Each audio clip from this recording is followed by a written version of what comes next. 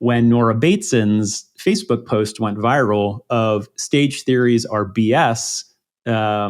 It's something like I think on Facebook it was like as simple as stage theories are BS, and that may have been it, period.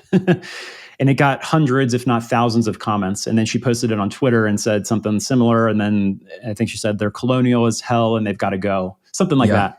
Yeah. And so whenever, this is just kind of a general theme for me, whenever there's a perspective that is the complete flip of what I feel like resonates, I investigate it because I'm like, am I missing something? Am I not seeing the whole picture? Like, this is kind of the generalist perspective, right? Or trying to be holistic, or trying to do like the whole dialectic thing of thesis, antithesis, synthesis of, well, what is Nora's perspective? I want to understand what it is. But in order to understand it, I had to read like hundreds of the comments and her responses on her Facebook post and her tweet. She also went on some YouTube discussions. So I watched a few of those. And I synthesized the entire thing. And I initially launched it as a public post because I wanted people to be able to see it and get feedback on it, because this was a big topic like a year or two ago when she initially talked about all this. And sure enough, Nora read the post and left a comment saying, wow, this is quite comprehensive. and you've covered a lot of things here. But I went into the whole thing thinking, I don't know that I'm going to learn a lot from doing this. I'm already pretty sold on these stage theory things. Like, I don't know, we'll see what happens. But it was, I will tell you, like the best use of time ever, because I got such a well-rounded perspective on how she thinks, contextually, transcontextually. She calls it abductively. She has like all these different concepts in terms of how she describes what she does. And then she goes into colonialism, industrialism, eugenics, all these things. We can talk about like human socialization and conditioning. All these things are at play, right? And then this also gets into free will, because she doesn't think, the whole hero's journey story. I think she has something where she talks about like the hero's journey is really the story of like the tribe or the village, because the hero is created from their environment that allows the hero to be a byproduct of, their nature and nurture and everything else. So she talks quite a bit about agency and things like that. But it was well worth the time. I learned a ton from her perspective. And what's fascinating is her and Nora and Suzanne had a conversation. I don't know that they talked. It's on YouTube. I don't know that they talked about this stuff specifically, but they should have. That would have been the thing to talk about. That's what I'd like to see on like a presidential debate, is like Nora and Suzanne debating stage theories. But my guess is that Nora and Suzanne would probably agree on 80 to 90% of everything. And then it's like these nuanced things, right? Nora, I don't want to misquote Nora. There's tons of stuff in that premium synthesis, but a lot of it's about context, right? You can't say that something is higher or better or follow someone else's map or whatever it may be. But I would guess that they align on 80 to 90% of how they think. And then it's just some of these nuanced things, because I feel like stage theory does take context into play. There is something about the Western human mind that seems to go through some of these stages to a certain degree. I don't think it applies necessarily to the Eastern mind, which is something I'm learning more about in terms of like Advaita Vedanta and exploring. I've been exploring like Swami Sarvapriyananda and Swami Vivekananda and Ramakrishna and their thinking. And we could talk about that a little bit. That's fascinating in terms of why and how the Western mind views themselves as like a separate self, and why the Eastern mind doesn't have that problem. And so like the whole idea of agency and free will is not an issue to the Eastern mind, because they view themselves as a soul or spirit first that has a body mind. So you're identified with awareness. This is just general like spirituality at this point. But the Western mind views themselves as a body mind first. And therefore, they identify with the mind. They think they are their mind. So, all of that, it gets pretty fascinating. But you can kind of see, I'm already like going on this tangent of how this connects over here. Ego development theory, stage theories connect to Nora Bateson, connect over here to somehow I got to Advaita Vedanta. So that's just how the synthesizing mind works, I guess. You start connecting all these dots, and ultimately they all have to fit together, right? Because it's like you have one singular, holistic, interconnected mind. And so if something doesn't fit, you got to figure out, well, what is off? How are you not seeing the full picture? Or is there a paradox at play? Are there contradictions at play? can both things be true at the same time? These are all kind of questions you're asking yourself as you're trying to understand, well, stage theories resonate, but Nora Bateson thinks they're BS. So how do you hold both perspectives at the same time and understand where they're coming from? But it was well worth the time. I learned a ton, and I agree with a ton of what Nora says.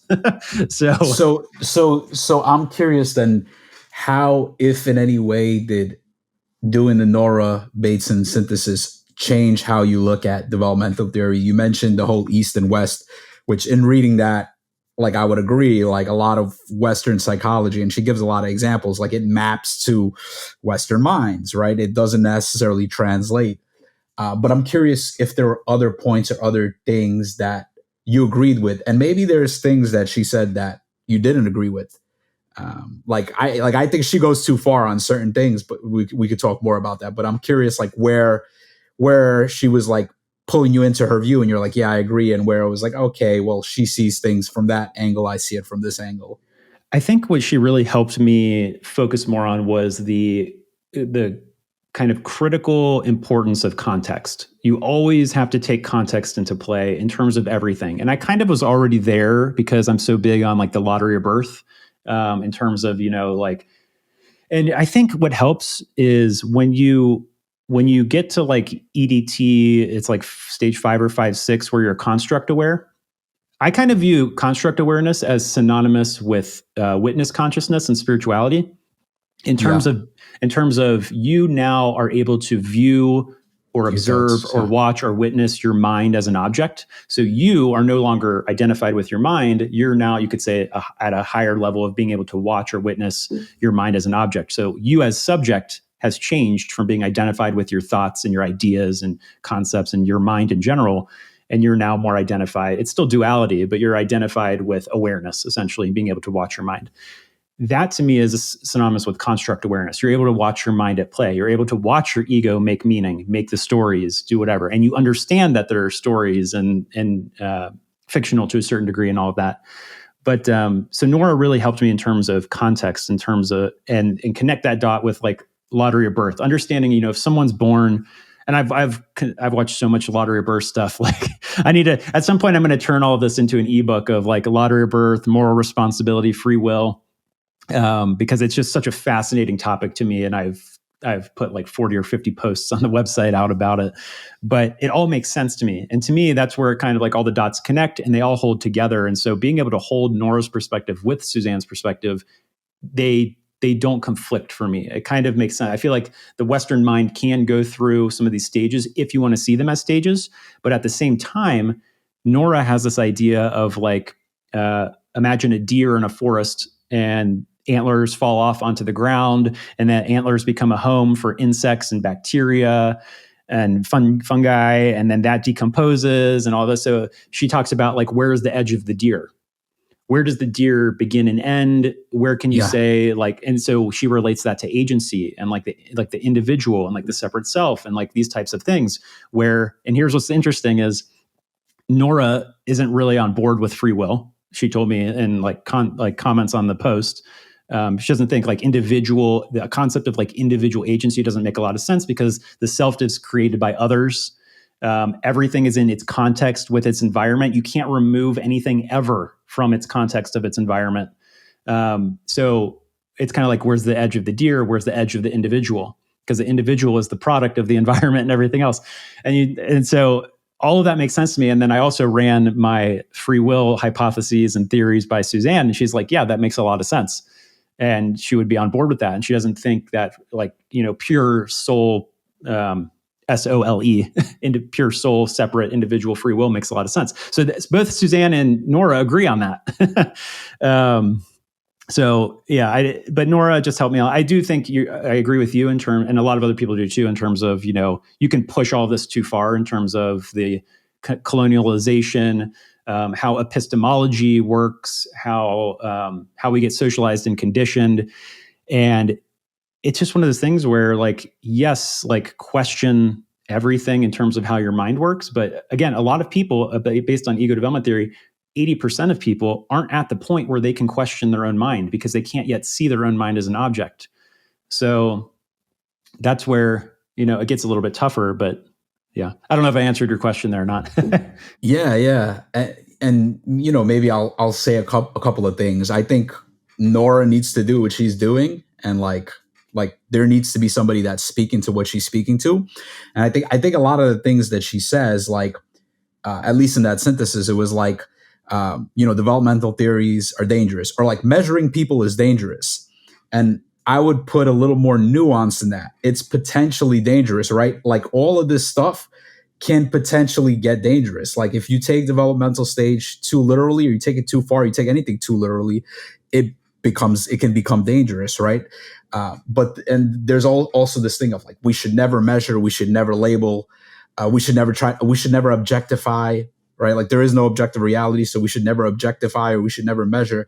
But then it's like, how do you do science? How do you determine these kind of the things that we need? Like there is this need to be able to use these tools and these lenses and these frames. They could be used in a helpful way, but like anything, they could be misused. They could become, and I think that's where the nuance, like for me, the way she holds these things, maybe she needs to, right? Like maybe there has to be somebody that's, you know, kind of shouting this from the top of the mountain, like, this is dangerous. We need to stop doing this because this leads to colonialism or eugenics, right?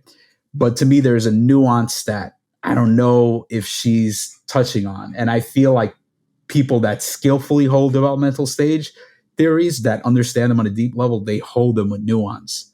So that's kind of like, I feel like that's the contention there for me. Yeah, and I completely agree too. And I think you see the difference too in terms of like Suzanne Cook-Reuter is just such a wonderful human, and any conversation with her, you get that nuance, you get all the subtlety, you get all the caveats, you get all the yes, but make sure you're keeping this in mind. You get all of that, and then you can kind of contrast that with like the phase and like the early 2000 or whatever, when everybody, like integral theory was taking off and everybody was trying to force fit integral into their company or business or whatever it may be, and it just bombed. Like it just didn't work because it was developmental theory basically force fit into something where the people weren't ready for it yet, or it wasn't recognizing that people are at different stages and are going to interpret things differently. So all of that, so that's kind of the difference, right, between nuance on the one side versus a one size fits all on the other side. And you can see how the same, like not the same stage theory, but how stage theories in general can work over here but not work over there.